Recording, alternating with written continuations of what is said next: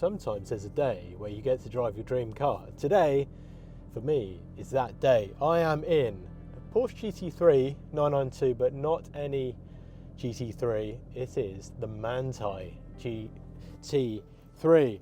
And you can tell that by the fact that you have to strap in like a racing driver. So, I mean, there is a normal seatbelt as well, but let's be honest, we may as well get the proper experience. I feel like I'm strapping a child into a car seat here. Clearly the last person that drove this car was a bit less fat than me. Oh, here we go. No. Oh, look at this. I fit perfectly. Like a glove. Oh, right. Okay. Now I've done that, let's adjust my steering wheel. You really have no... oh, blimey. This is strapped in. Anyway, exhaust button on. To go into the car menu there. And away we go. Let's have a look and see what the Manthey Racing GT3 is like on the road, because everyone knows these on a racetrack are absolutely outrageous. Incredible cars. Manthey Racing is a bit of an aftermarket modifier, but they have been acquired by Porsche because they are that good at making their GT cars go even faster around a track. Let's see how uncompromised they are on the road. What's it bonging at? Why are you bonging at me? Oh, it's because I haven't got... Is it because I haven't got the seatbelt on? Surely not. Let's see if that shuts up, because it's not actually telling me what it's bonging about. I can't have to have this in as well. Let's see if this shuts it up.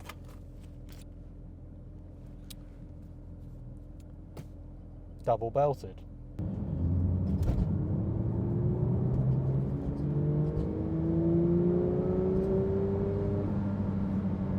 Right, this makes a nice noise. Obviously I'm just driving it like a normal slow person. I'm not a racing driver in any way, shape or form. So this is how you would drive it if you drove it as a normal person on the road. There's a lot more road noise. Hopefully you can hear me. There's a lot more road noise. You can hear you can hear the road under you. You can hear the exhaust. You can hear the clicking and clanking of mechanical objects. This feels like a hardcore car.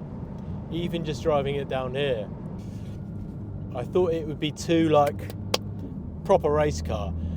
It feels proper race car, but it doesn't feel like you couldn't use it. I mean, you're not going to just nip to the local co-op in it.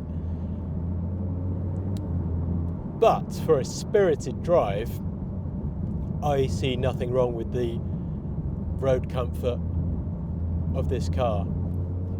It feels like you're sat in something purposeful, which of course you are.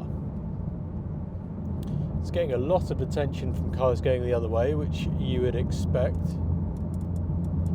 I can't believe you got to have two seatbelts on, otherwise it's bonging and bonging and bonging.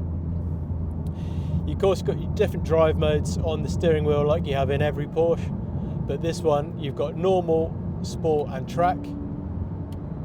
I'm not going to try track out because it's a cold, damp November's day in England on a country road.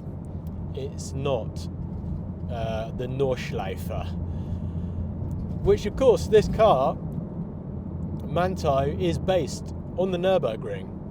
I'm going to be going on the motorway in a minute, so we'll see what it see if it settles right down to.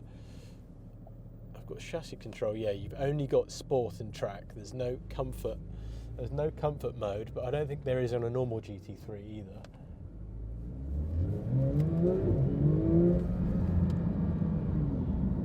The way it sort of gets away from a standstill is remarkable. It's so efficient at moving along. I guess that is a weight thing, because obviously this weighs next to nothing for a modern day car. Now, I'm coming to a bit of a de-restricted road up here. I'm going to keep it in. I'm not going to floor it because I just can't, because it's wet.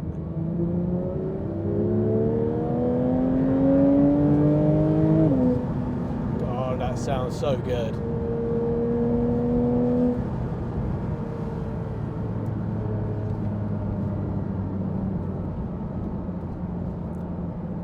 It's quite an intimidating car to drive, to be honest. Because it is firm, because it is loud.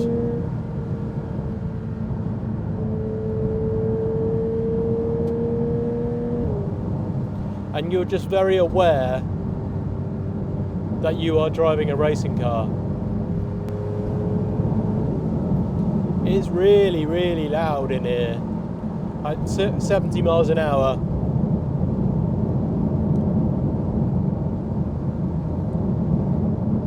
My God.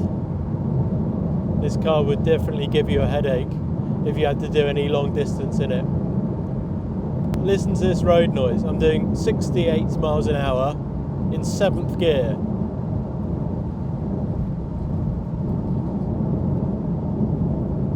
I'm not even sure you're going to be able to hear what I'm saying. Or I think the microphone will probably be clipping like mad. So what I might do is, I've got a bit of motorway here.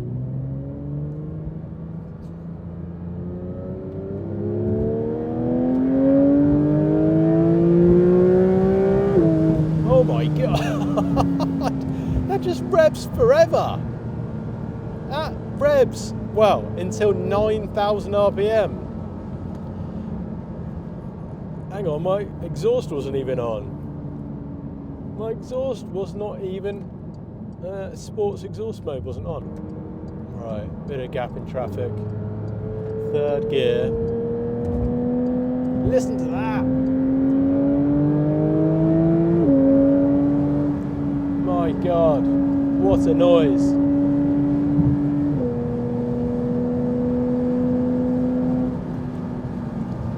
I mean, I'm not even going fast or have my foot down to the floor. You know, just working it up the rev slowly, just so I can hear it without having to go crazy. Okay, back off the motorway, and now we've done country lanes, we've done motorway, and now see what it's like driving through a town. Now, I've got to say, on the motorway, I mean, I turned off the camera because it was just so loud, and it's actually, the engine itself isn't that loud. It is, you can definitely hear it, don't get me wrong. It's not like a silenced, you know, one of these modern cars that are really quiet in the engine, and it shouldn't be. This, you can really hear the engine for sure. However, the road noise is pretty horrific. Unless you're on a very smooth bit of motorway, it is very, very loud. Okay, on the road then, it is, you can definitely tell the stiffness of the car when you're driving down one of England's most premium roads. Potholes, not potholes, there's not even any potholes, it's just a really bad road surface, like it is everywhere in this lovely country of ours. So you can definitely feel at this point that there is 4-way adjustable coilover suspension, which is meant for the Nürburgring, and you're trying to drive it on a normal road. in England, and it's firm. Let's just say the suspension is firm. There is, to my surprise, nose lift still on this car. Even though it's got coilovers on it, the nose lift still works, which you do need because the car, as it's set up at the moment, is pretty slammed. It's about 20 mil lower than a standard GT3, which is already a low racing car. But I have to say, apart from the ride firmness, it's pretty much like any car to drive. You know, it's an automatic gearbox, which is a superb PDK transmission, which is seamless. It's a pretty normal car to drive at normal, you know, 20 mile an hour, 30 mile an hour speeds, which I guess is what you want, especially when you take that ridiculous harness off, which I've done now, you might have noticed. It was just a bit uncomfortable. You do, without the harness strapped on, you can obviously flick the other bits over the seats or out the way. You do end up with a bit between your legs, which you probably can't see in the film, but that's kind of there the whole time. You definitely hear a lot more. The sound, there's clearly no sound deadening in this car. You can hear a lot more from the rear. You can hear the engine working. You hear a lot of exhaust noise. You do hear a lot of scaffolding clattering around, and something else. I think it must be the suspension working. You hear the transmission. You hear a whine from it, which is nice. You know, if you want a racing car through the road, these are the sounds that you want, I suppose. The question is, would you spend £50,000 to have the Manthey Racing kit on top of the standard GT3 if you had no intention of driving it on a racetrack and you just wanted something a little bit different, a little bit more hardcore looking than the standard car? I don't know. It's an awful lot of money, isn't it? 50 grand. I mean, you could buy a GT3 and then buy, I don't know, a 3-year-old Range Rover to drive around when you wanted to drive around in comfort.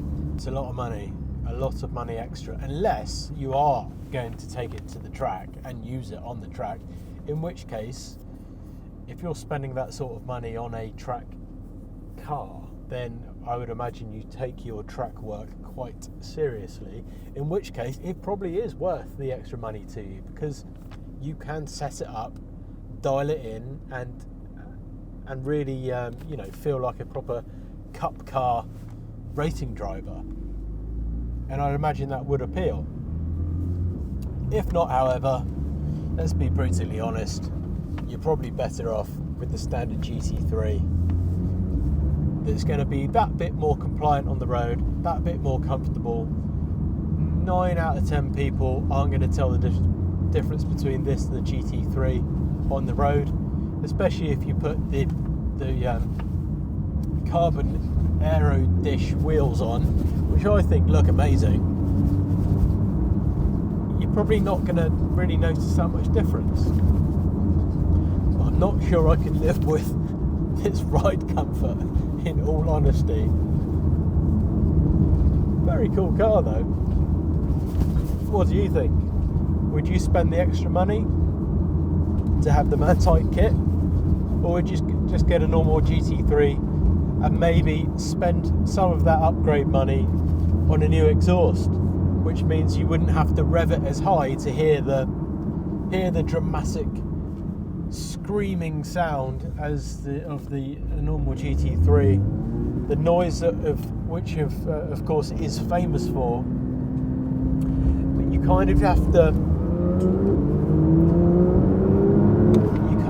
to really have the space to rev it out, and at that point you're going very, very fast indeed, so you'll probably end up losing your license quite quickly, and then what's the point of having a car at all? I don't know, it's a bit of a weird one for me. I think I'd go standard GT3. If you like this video, I hope you did, because it was a bit of a rush job, to be honest. Just got the call to, if I wanted to pick the car up, I could go there now and do that.